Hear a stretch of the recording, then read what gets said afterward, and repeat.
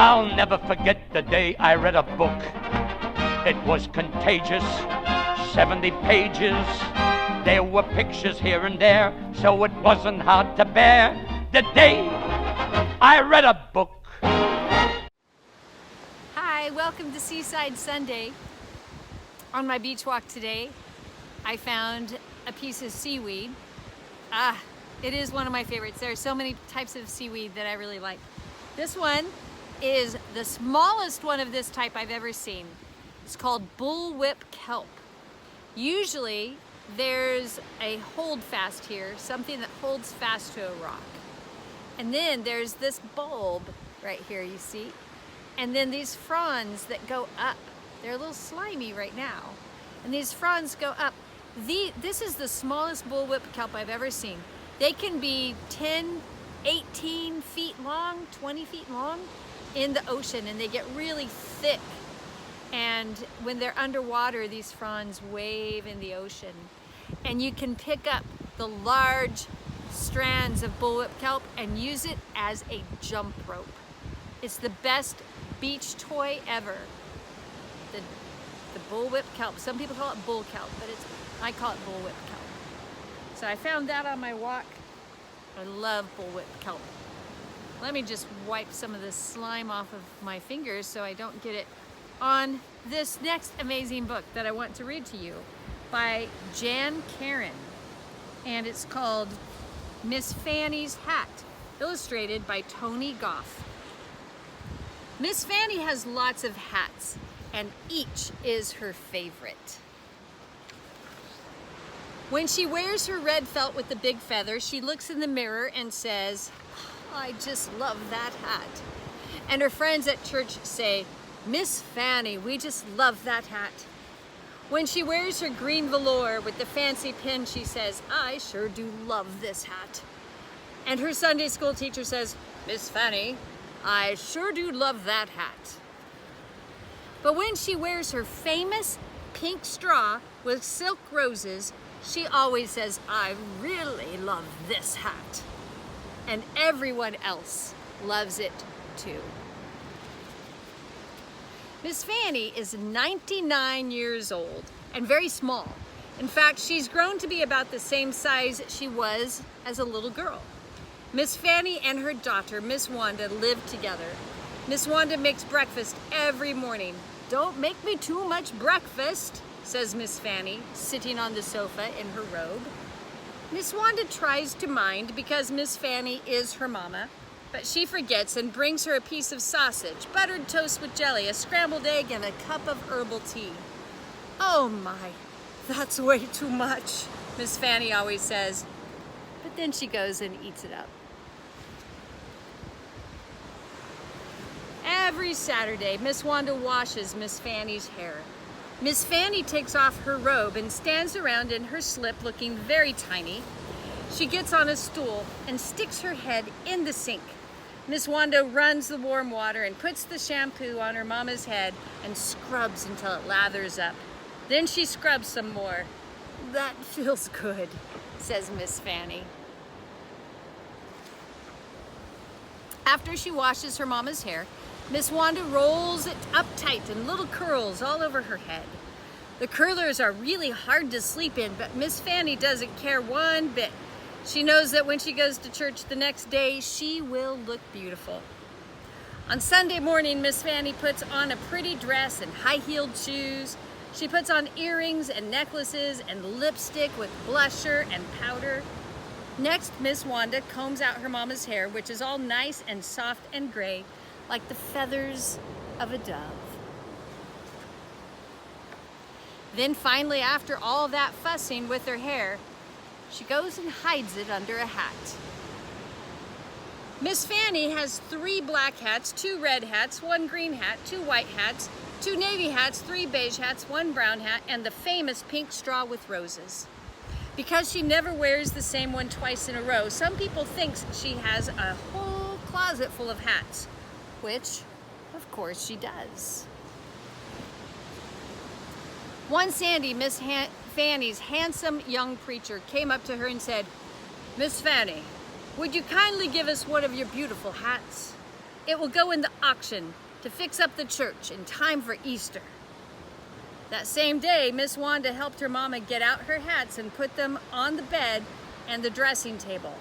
Then Miss Fannie closed her bedroom door, and she thought, which choice should I make?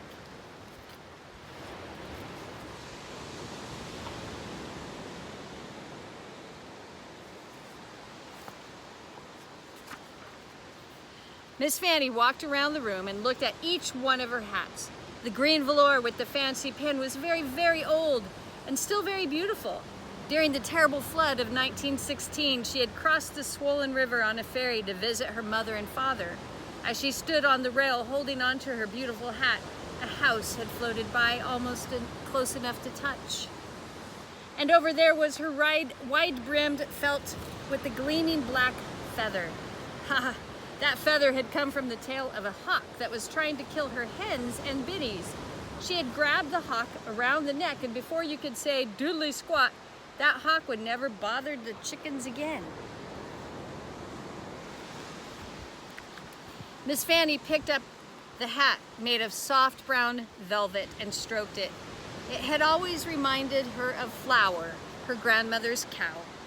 When Miss Fannie was just 7 years old, she had started milking the brown, velvety, soft flower. Each evening, she carried the milk to the spring in a bucket and set it in the icy water to keep it cool. Later, her mama would pour the milk into a churn, and Miss Fannie would churn it into butter, just like you could buy in the store, except better. She realized that each of the hats was like a friend. Each one brought back special memories. Finally, Miss Fannie came to her most favorite hat of all, the pink straw with silk roses. She had worn it every Easter Sunday for 35 years, and it always made her feel brand new, like Easter itself. But she wasn't the only one who thought it was special. Everyone at church looked for her pink hat on Easter Sunday, just as they looked for the tulips and daffodils to bloom in the spring. Miss Fannie took the pink straw out of its round box and put it on, even though she was wearing her oldest house dress with the torn pocket. She looked at the mirror and sighed. In her heart, she did not want to give her hat away, not at all. So she took a deep breath. As she placed the hat back in its round box, she said, "You know, that hat really could raise a lot of money." As she put the lid on the box, she said, "Maybe it could help fix our old pipe organ." As she tied the string around the lid, she said, "Why, it could probably mend the crack in the church bell or put on a whole new roof." Suddenly, she discovered she was very excited. At the church auction, the handsome young preacher held up the pink hat with roses and looked around. "What am I bid for Miss Fannie's famous hat?" The bidding took off lickety-split. At last, here was something more exciting to bid on than a set of kitchen canisters or an umbrella stand. Bang went the gavel. "Sold to the lady in the front row." The lady in the front row gave the preacher a check and seemed very, very pleased with herself. "That's a lot of money," exclaimed Miss Wanda, who was impressed. Miss Fannie clapped her hands. It was enough to really get things fixed around here. She knew that she would not miss her favorite hat one bit, but she did wonder which hat she would wear on Easter morning. On Easter Sunday, Miss Fannie got up very early. She sat on the side of her bed and took the curlers out of her hair. Although she thought and thought, she didn't have the slightest idea which hat she would wear. Her red felt with the big feather was too hot. The green velour with the fancy pin was too wintry. And there was no use to even think about the pink straw, which of course would have been just right. When it was time for her to leave for church, Miss Fannie looked beautiful. She was wearing her best dress, which was the color of pale green apples. She was also wearing her best jewelry, her best gloves, and a white corsage. "It's time to go," said Miss Fannie, picking up her cane and taking Miss Wanda's arm. Miss Wanda could not believe her eyes. Her mama was going out the door with wearing no hat at all. When they arrived at church, Miss Fannie couldn't believe her eyes.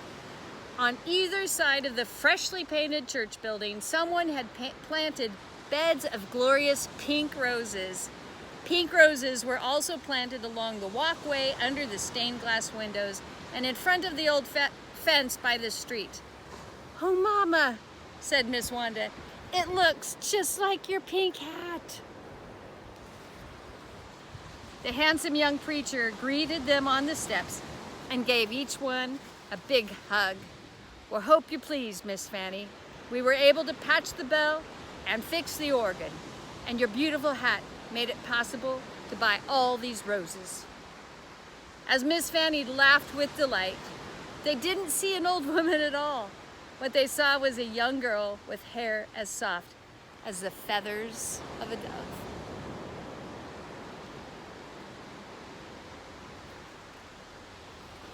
Now when people pass the little white church, they think they're seeing a garden of dazzling pink roses. But what they're really seeing is Miss Fannie's hat. And it will always, always be her favorite.